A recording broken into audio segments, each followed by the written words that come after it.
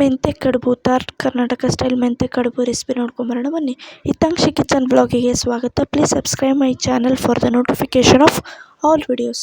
ಮಾಡುವ ವಿಧಾನ ನೋಡ್ಕೊಂಬರೋಣ ಬನ್ನಿ. ಮೊದಲಿಗೆ ಒಂದು ಪ್ಯಾನ್ಗೆ 2-3 ಟೇಬಲ್ ಸ್ಪೂನ್ ಎಣ್ಣೆ, ಉದ್ದಿನಬೇಳೆ, ಕಾದ ನಂತರ ಉದ್ದಿನಬೇಳೆ, ಸಾಸಿವೆ, ಜೀರಿಗೆ, ಕರಿಬೇವು, ಮೆಣಸಿನ್ಕಾಯಿ, ಒಂದು ಮೀಡಿಯಮ್ ಸೈಜ್ ಹೆಚ್ಚಿದ ಈರುಳ್ಳಿ, ರುಚಿಗೆ ತಕ್ಕಷ್ಟು ಉಪ್ಪು, ಅರಿಶಿನ ನೀಟಾಗಿ ಕಲರ್ ಚೇಂಜ್ ಆಗೋವರೆಗೂ ಫ್ರೈ ಮಾಡ್ಕೋಬೇಕು. ನಂತರ ಒಂದು ಟೊಮೊಟೊವನ್ನು ನೀಟಾಗಿ ಸಣ್ಣದಾಗಿ ಹೆಚ್ಕೋಬೇಕು, ಅದನ್ನು ಸಹ ಹಾಕ್ಕೋಬೇಕು.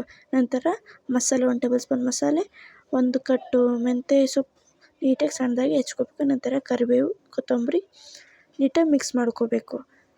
ನೀಟಾಗಿ ಮಿಕ್ಸ್ ಮಾಡಿಕೊಂಡು ಒಂದು ಡಬರಿಗೆ 2 ಗ್ಲಾಸ್ ನೀರು ಕುದಿ ಬರಬೇಕು.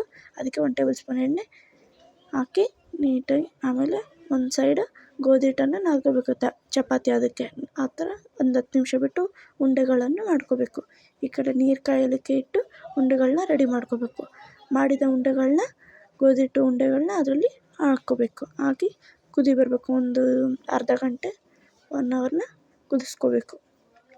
ನೀಟಾಗಿ ಕುದ್ದ ನಂತರ ಮಾಡಿದ ಮಿಶ್ರಣದಲ್ಲಿ ನೀಟಾಗಿ ಎಲ್ಲವನ್ನು ನೀರು ಸೋದಿಸ್ಕೋಬೇಕು. ನಂತರ ಮಾಡಿದ ಉಂಡೆಗಳನ್ನ ಅದರಲ್ಲಿ ಹಾಕ್ಕೋಬೇಕು.